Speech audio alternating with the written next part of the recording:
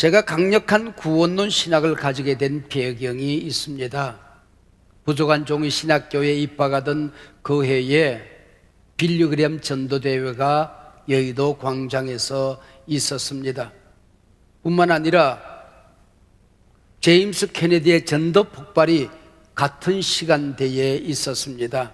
그 당시 여의도 순복음교회가 건축되고 있었는데 미처 건축이 완공되지 않아서 시멘트 바닥에 신문지 자락을 깔고 전도 폭발 훈련을 받았더랬었죠. 바로 그 이듬해 1974년엔 역시 여의도 빈들 갈대 숲속에서 엑스플로 74가 있었습니다. 사형리를 통해서 복음 교육을 그리고 전도 훈련을 받았지요. 그때 저는 신학교 애숭이였는데 신대원의 그 당시 하영조 하구가 바로 선교 부장이었습니다. 걸핏하면 전도 운동, 전도 훈련을 하고 길거리로 나가서 복음을 제시하고 결신을 시키는 훈련을 받곤 했습니다. 바로 그 영향으로 우리 한소망 교회는 개척 초기부터 알파 코스를 만나기 전까지 사형리 전도 폭발 훈련을 실시했더랬습니다. 25년 전 알파 코스를 만난 이후에는 복음 전도, 새가족 양육 전도 훈련을 알파 코스를 통하여 실시하고 있습니다. 이에 더하여 제 설교에는 확실한 구원론이 있습니다.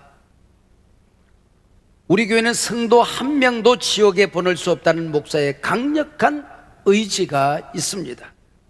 그래서 우리 교회는 모든 성도들이 구원의 확신을 가지고 살아가는 강력한 구원론을 가진 교회입니다. 오늘 죽어도 천국에 들어갈 확신이 있습니까? 물으면 대부분의 교인들이 예라고 대답을 합니다. 어떻게 확신하지요? 우리 주 예수 그리스도를 구세주로 영접하고 믿기 때문입니다. 성경에서 구원, 소테리아인데요, 이 단어보다 더 소중한 단어는 없을 것입니다. 구원은 신앙생활의 시작이요 완성입니다. 우리가 이 땅에 살아가는 마지막 목표가 있다고 한다면 구원 얻은 백성으로 살아가는 것입니다. 인류가 에덴 동산에서 잃어버린 게 구원입니다. 마지막 날 천국에 들어갈 자격증이 구원입니다. 구원은 죄 용서함 받고 거듭나고 영생을 얻는 것입니다. 구원은 하나님의 자녀가 되어서 그 권세로 이 세상을 살아가는 것입니다. 하늘 시민권을 가지고 하늘 백성으로 살아가는 것입니다.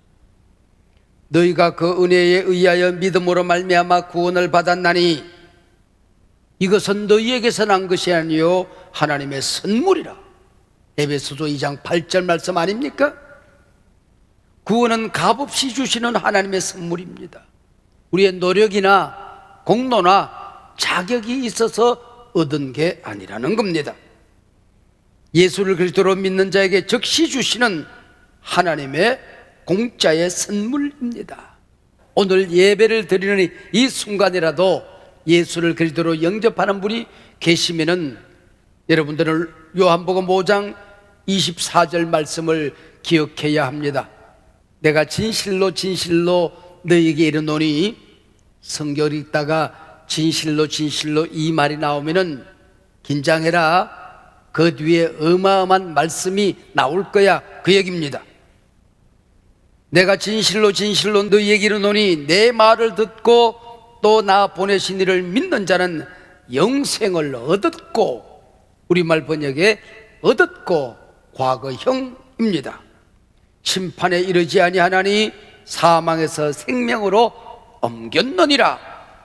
이미 구원을 얻었고 이미 영생을 얻었다는 겁니다. 좀 더 정확하게 말하면 성경적으로 이 말씀은 헬라어 동사 시제로 현재 완료형입니다. 이미 구원받았다, 과거에 받아서 지금도 그 능력이 지속된다, 효과가 계속된다, 영원히 이어지게 될 것이다. 이게 소테리아 구원입니다.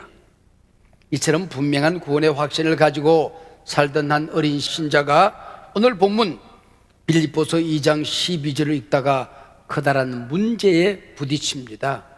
성경을 읽다가 덜커덕 걸려요. 이걸 우리는 난제라 그렇게 이름을 하죠. 두렵고 떨림으로 너희 구원을 이루라. 이 말씀은 여기 한 어린 신자뿐만 아니라 한국교회 모든 성도들이 쉽게 이해하기 어려운 난제 중에 난제입니다. 또한 한국교회 성도들의 신앙에 약점이 있다면 바로 구원을 이루어가는 이 차원일 것입니다.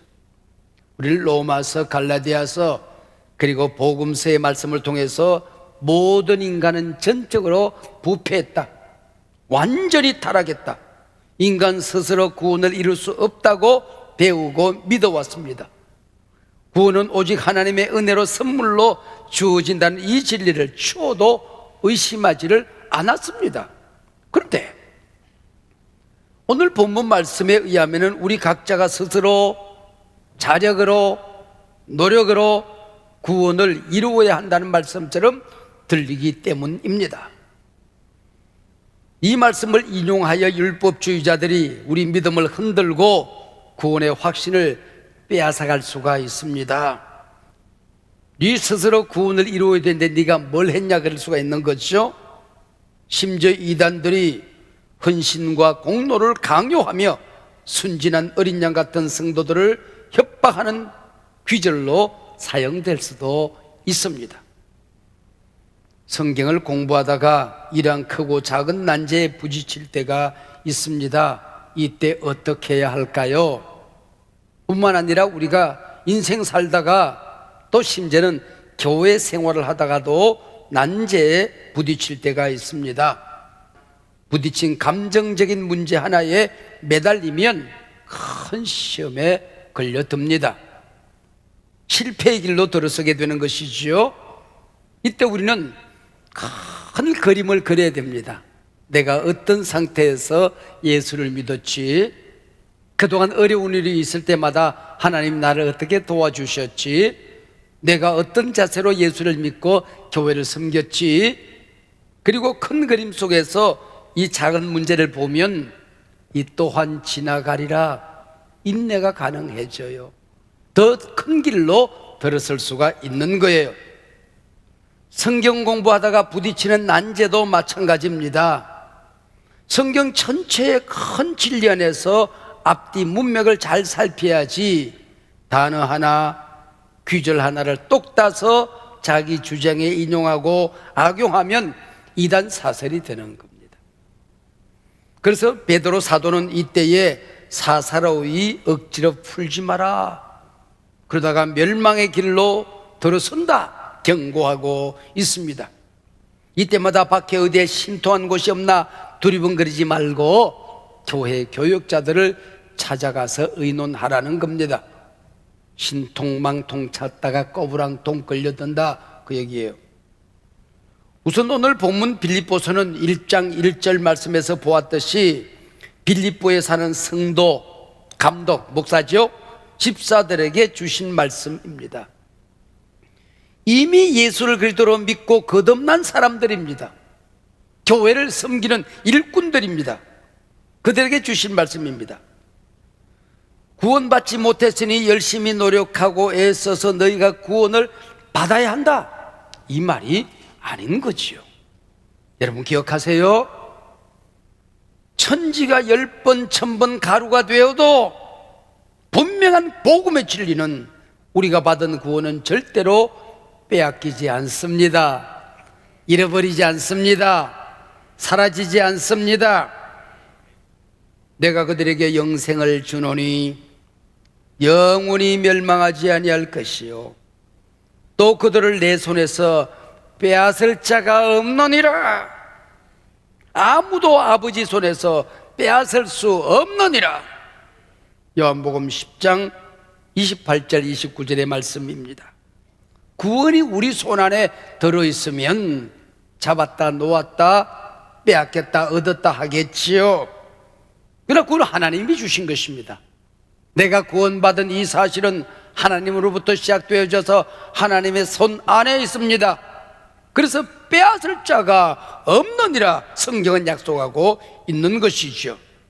그래서 이 말은 구원은 너무나 소중한 것이니 추호도 가볍게 여기서는 안 된다, 그런 말입니다. 우리가 얻은 구원은 절대로 취소되거나 중간에 변하지 않는다는 것입니다. 그래서 구원을 받으라가 아니라 이루라 입니다. 구원받은 것을 누리라고 하는 것입니다. 그걸 드러내라고 하는 것입니다. 한 걸음 나아가서 이 말씀은 하나님께서 구원받은 백성에게 달랑 구원만 주시는 것이 아니라 구원의 능력을, 구원의 열매를, 구원의 은총을, 구원의 권세를 이 땅에 살아가도록 누리도록 해줄 것이니까 그것을 이루라고 하는 것입니다. 마음껏 드러내라고 하는 뜻이죠. 그러므로 이제 그리스도 예수 안에 있는 자에는 결코 정죄함이 없느니라. 이 모든 일에 우리를 살아가신 이로 말미암아 우리가 넉넉히 이기느니라.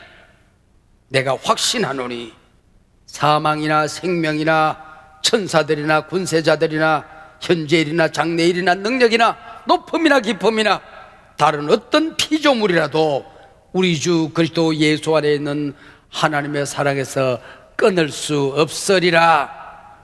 끊을 수 없다. 믿어주시면 아멘.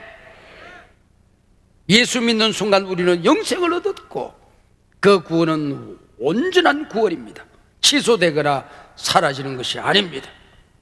그러나 우리가 이 땅에서 구원받았다고 하루아침에 천사가 됩니까? 구원받았다고 죄로부터 완전히 자유스러워지던가요? 그 구원은 천국에서 누릴 만큼 완성품으로 주어지는 것이 아니라고 하는 것입니다. 구원 얻은 은총이 너무나도 크고 많은데 그걸 하루아침에 다 누리게 되는 것이 아니라고 하는 것이죠. 어떤 캔이, 구원이라는 캔이 있어서 그거 홀짝 마시면은 그 모든 것이 다 여술처럼 마술처럼 은사와 열매가 드러나는 게 아니라고 하는 겁니다. 이미 구원 얻은 빌립보 교인들에게 또 다른 구원을 힘써서 얻으라는 게 아니라 우리가 받은 구원의 능력을 구체적으로 이 땅에서 맛보고 누리라는 겁니다. 구원받은 그 세계를 내 삶에 하루하루 실천하여 그 영광스러운 세계를 점점 더 많이 드러내라고 하는 것입니다. 덕밤에서 나는 예수를 믿고 변화되었노라고 모두들 간증을 합니다. 예, 모두 인생의 목표가 달라졌습니다. 가치관이 달라졌습니다. 살아가는 방법이 달라졌어요. 이건 놀라운 일입니다. 이런 시간을 가진 다음에 우리도 그들처럼 변화를 경험해야지요. 그러나 목사도 장로도 간증자들에게도 다시 유혹이 찾아옵니다. 또 다른 아픔이 있습니다. 어려움이 몰려옵니다. 때론 실패합니다. 고민과 갈등이 사라지지 않습니다. 원론적으로 구원받았는데, 변화받았는데,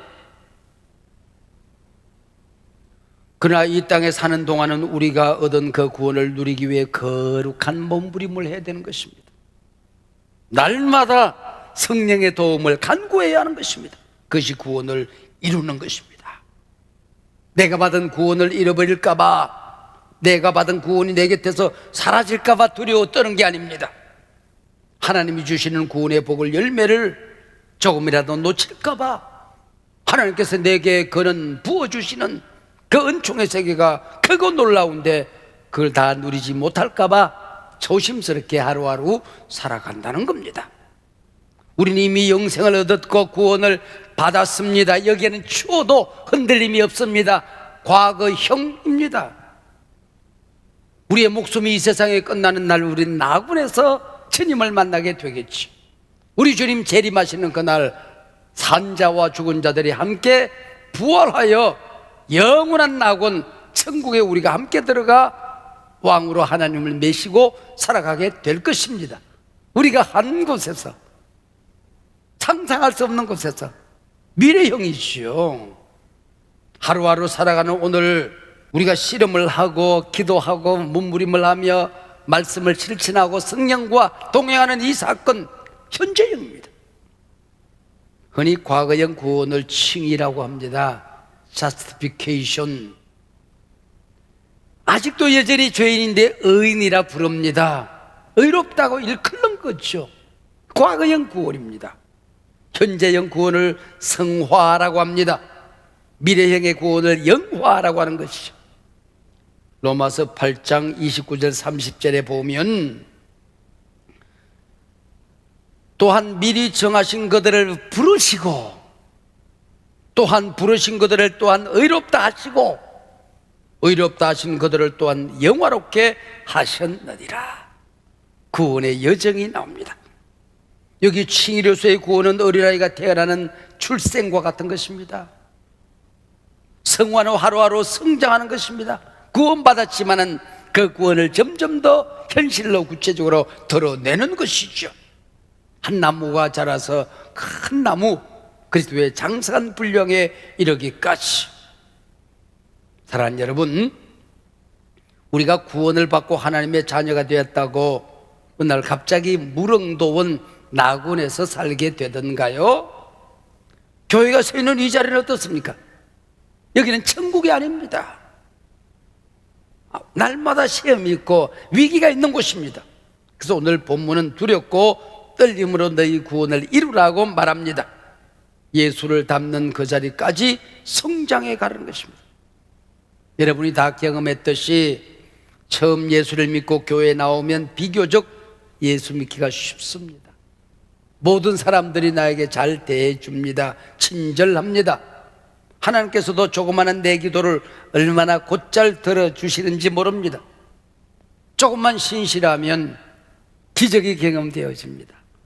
방언이 터집니다. 간증거리가 많아집니다. 근데 언젠가부터 하나님 앞에서 울기만 한다고 되는 게 아님을 깨닫게 됩니다. 하나님도 주위 사람들도 늘 징징거리는 나를 원치 않습니다. 항상 만족을 모르는 나를 부담스러워합니다.